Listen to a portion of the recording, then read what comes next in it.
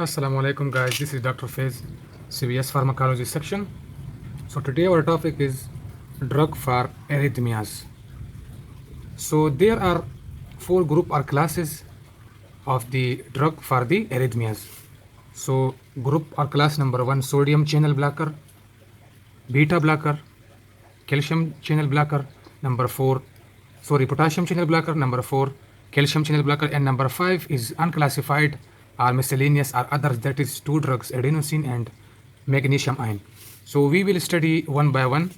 First of all, we are going to study the sodium channel blocker.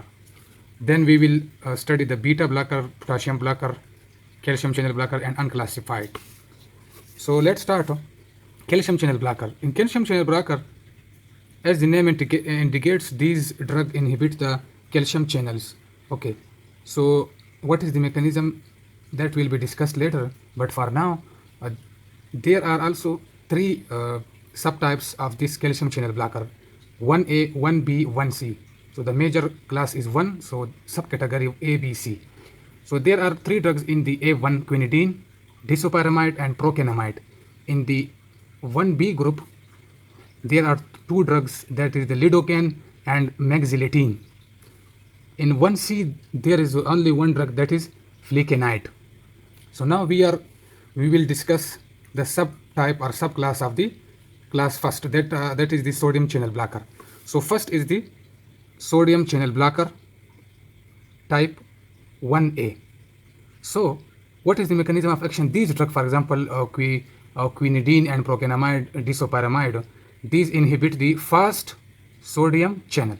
So let's review a mechanism of action and the normal cardiac cycle in muscles, heart muscle. Let's suppose this is the cardiac cycle indicated in the blue. So the calcium, due to the calcium influx, there will be action potential generated. Then there will be a plateau or plateau phase, that is by the calcium influx and potassium. Next is the stage of repolarization, that is by the potassium efflux. So when these drugs inhibit the sodium channel, so there will be the delayed polarization, right?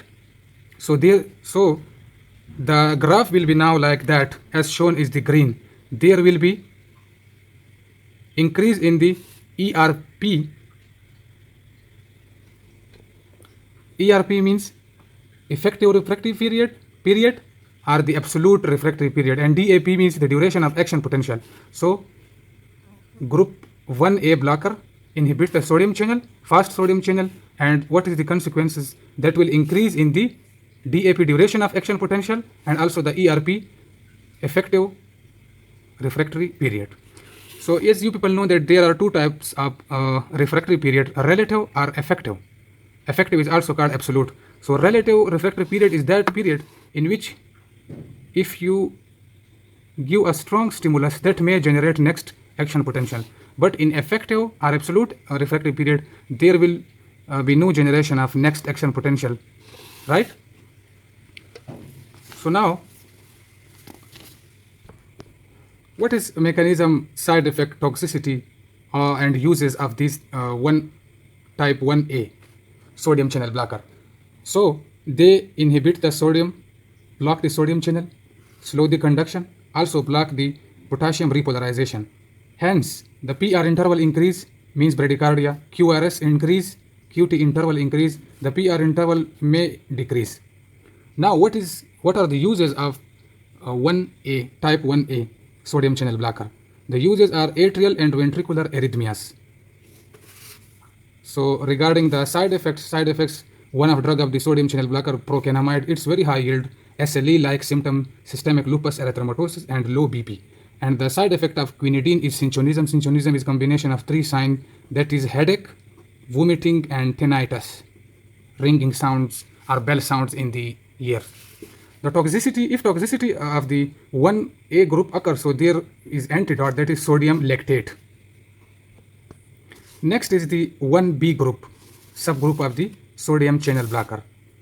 So these only block the inactivated sodium channel and not in abnormal tissue, but inactivate sodium channel.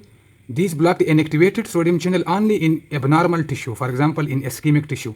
they decrease the DAP, duration of action potential. So now, how they decrease the duration of action potential, while the type 1A increase the duration of action potential.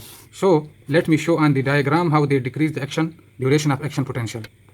Normally, as you people know, that this is cell in the resting, this is depolarized state means open sodium channel. So next will be the closed sodium channel after the depolarization. So actually the 1B group inhibit this closed sodium channel. So there will be no the cell can no longer go to its resting stage. So that's why if this blue indicates the normal rhythm, so you can see inside the blue there is green, that indicates the effect of the drug of the 1B. So that's why the DAP, duration of action potential, has been decreased. Now what is the uses of the 1B group, subgroup of the sodium channel blocker?